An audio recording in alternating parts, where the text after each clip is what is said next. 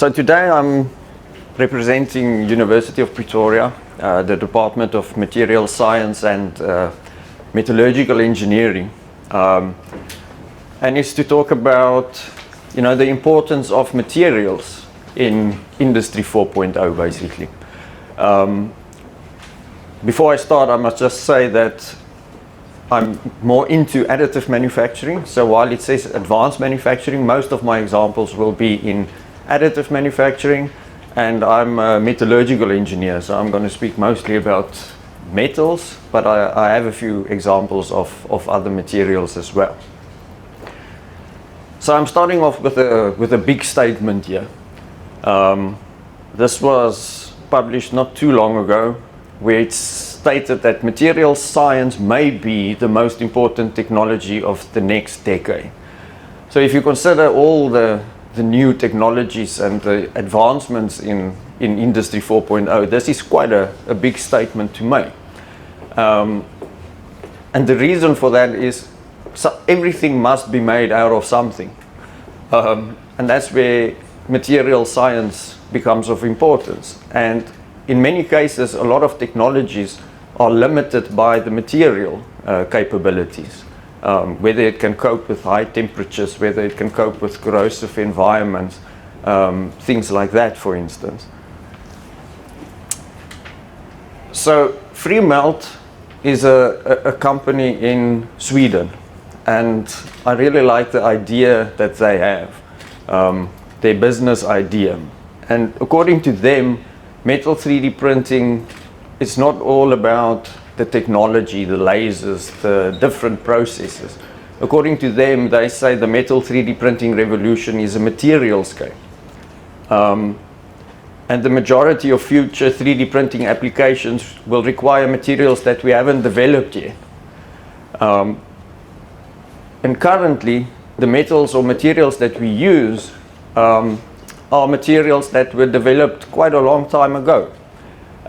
So that those materials were not developed specifically for additive manufacturing. They were developed for other processes, castings, forgings. So there is no guarantee that the materials, those materials, are actually the best compositions for additive manufacturing specifically. So what Freemelt wants to do is they made a really small 3D printer, a mini electron beam 3D printer. So what you can do with that 3D printer is you can use very small quantities of material to play around to develop new materials. So you don't need a lot of kilograms, you only need a small cup full of powder, and that allows you to start playing and see what materials you can develop. So there's an example of the cup full of powder that you need, because that's quite a big limitation, is the availability of powders to play with. So that is in Sweden. So what are we doing in South Africa? This is the South African Additive Manufacturing Technology Roadmap that was launched by the Department of Science and Technology. So this roadmap shows the four main areas that they want to focus on. And as you can see, the third one there is new materials and technologies. So this is something that is being considered in South Africa. As that arrow shows there, we need to look at development of new materials for additive manufacturing. So that is a good sign, that this is something that is being considered. But in reality, we have to ask how much is actually being done at this stage in terms of development. In most cases, we are looking more at the automotive industry and the biomedical industry and producing components using conventional materials. And there's very, very limited work being done on development of specialist materials for that. So most of you probably know about EOS Swift. It's been in the news lately again. It's a project that is a collaboration between CSIR and Aerospace. And their idea was to build the world's largest metal powder bed 3D printer in the world. And that's here, right here in South Africa, designed and built. There's one at the CSIR, and it's quite huge. That is an example of a conventional 3D printer, laser powder bed fusion printer. It's the specific one is a SLM 280. So what it means, the 280 shows that the build volume is 280 millimeters by 280 by 280. You know, so it's fairly small. You can't build a lot of big products with this. But in spite of that, that machine is about 15 million rands, quite expensive. So the Aero Swift machine, if this is going to move then, so that's the Aero Swift machine, and it's the same lady in both pictures. And you can see the difference in size. It's a massive machine, the largest in the world. And the build volume in that case is about 800 millimeters by 600 by 1.2 meters. So the whole idea is to build large components, and you can build a lot faster. At this stage, the focus, as the name says, Aero Swift, is for aerospace applications. Aero Swift sounds like a 1980s band, but but at this stage they're using only one alloy. For this machine, it's the titanium 6 aluminium 4 vanadium alloy, which is the one that's used mostly in the world, and it's only for aerospace applications.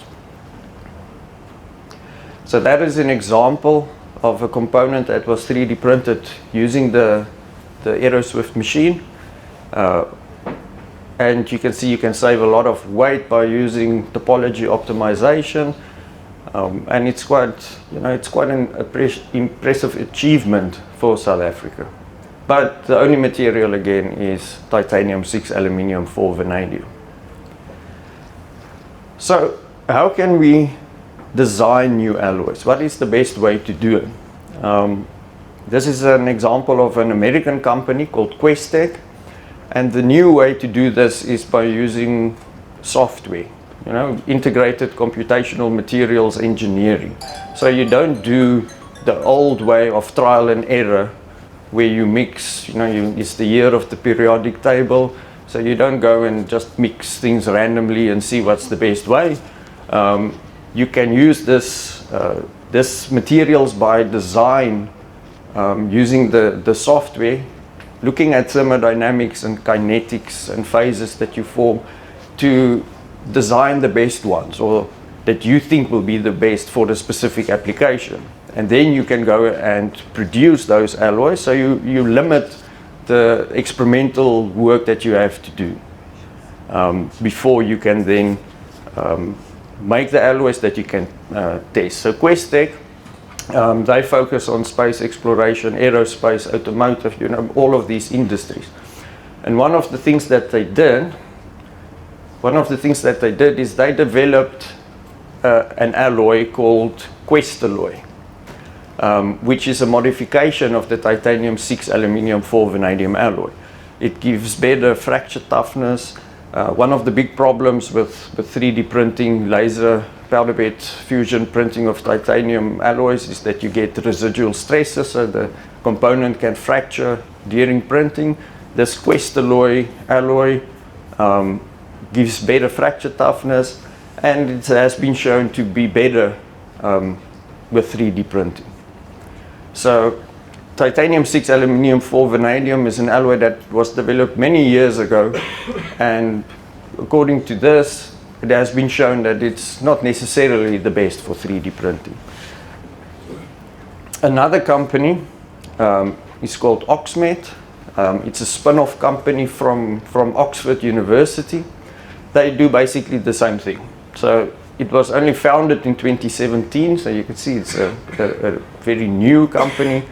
And as I say, they basically do the same thing, but they don't only focus on advanced or additive technologies, they even optimize alloys for conventional manufacturing. Because as I said, a lot of these alloys were developed in the past without this fancy software, and there's no reason to believe that titanium 6 aluminium 4 vanadium composition is also the best composition for conventional manufacturing techniques either. So this is quite something that that is being done, and it saves a lot of time to develop new materials. Okay, and Harry is here today. Harry Boyson from CRPM is going to give a talk today as well about the work that they do there with the medical implants. And titanium 6 aluminium 4 vanadium again is the alloy of choice for the medical implants as well. The reason for that is people know this alloy. You know, they're familiar with this alloy, they're familiar with the properties. It has been certified in many cases. But the funny thing is, if you 3D print it, you get different microstructures, you get different properties. So in effect, it's completely different than the conventional alloy. So you have to go through the certification processes in any case. And that allows the opportunity for using better materials. Something that's recently been done, you probably saw it in the news as well, the University of Pretoria professor that did the world's first middle ear transplant, so another world first coming from South Africa.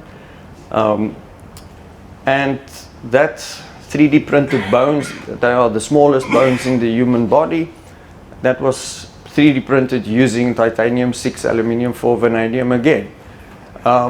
And if you think about it, is that necessarily the best choice to use in this case? Does titanium 6 aluminium 4 vanadium have the properties such as human bone in terms of the sound propagation, for instance? So something that they want to work on now as well is to look at different materials, to see which material is actually the closest to human bone with the transmission of sound.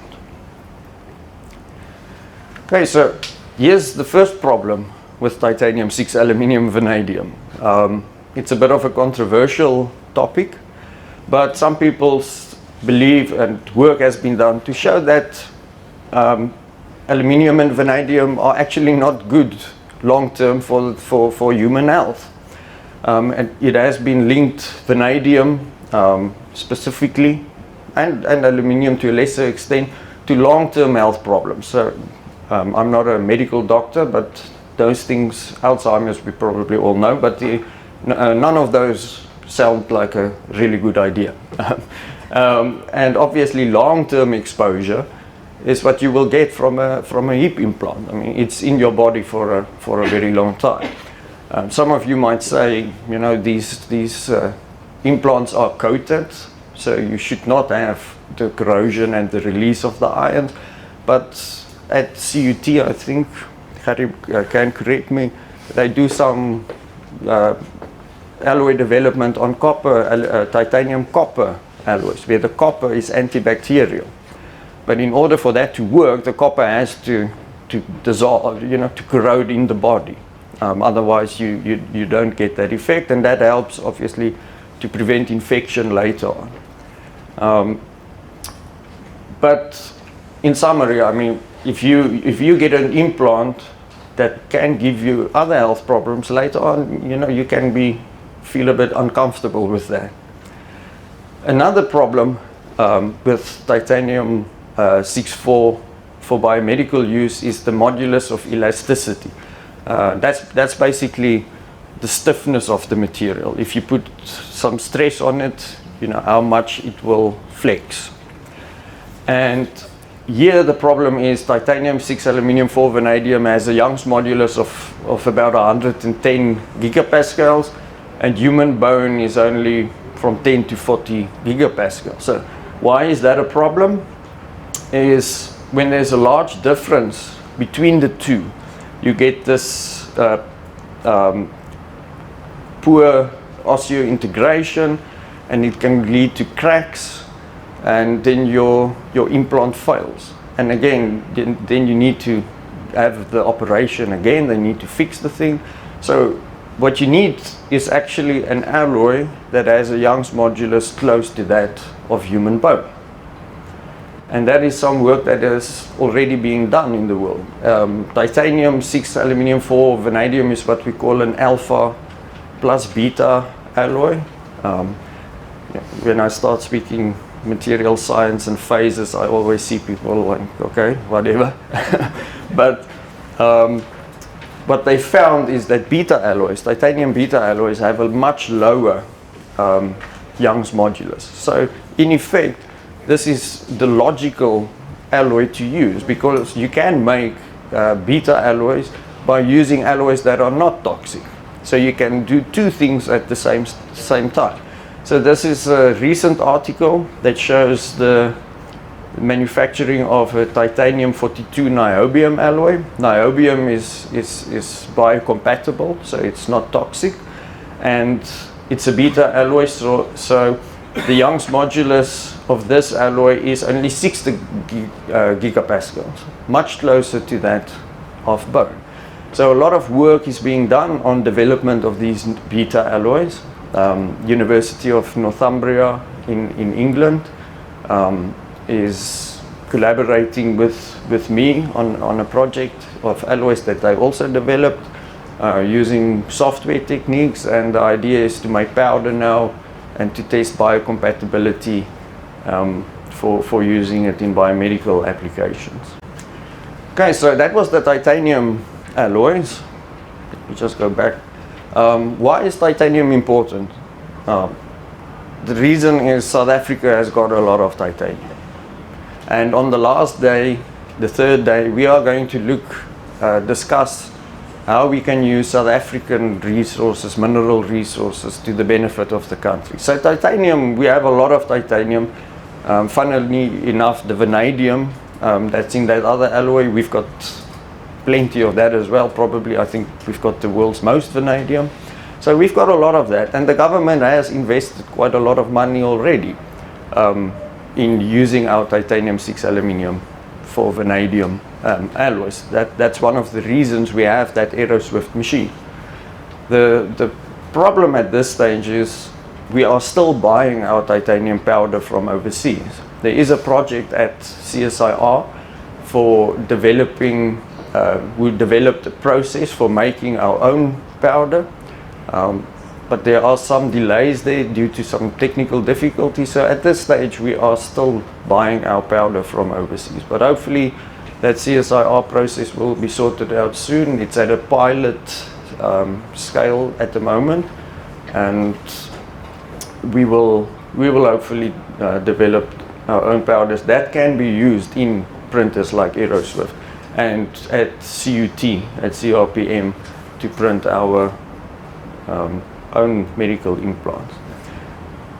Okay, so the next one that I want to talk about is scalmalloy, and the reason I want to focus on that one is it was the first metal alloy that was specifically designed for additive manufacturing. So that's what I've been saying the whole time, is you need to look at that. So this alloy, as it says there, first the ALM is for additive layer manufacturing. It's just another word for 3D printing. And it's based on magnesium and scandium. Unfortunately, scandium is quite expensive, but in aerospace that's not such a big problem. So it works in all powder bed SLM machines and has better properties as printed than you will get with conventional aluminium aerospace alloys. And AP Works is part of the Airbus. So that is an example of a component that was printed using scalmalloy that is already in the Airbus planes. So if you fly in an Airbus, there is scalmalloy in the big airplane. So what they did there is they printed a partition. So at this stage they don't print the safety critical parts yet.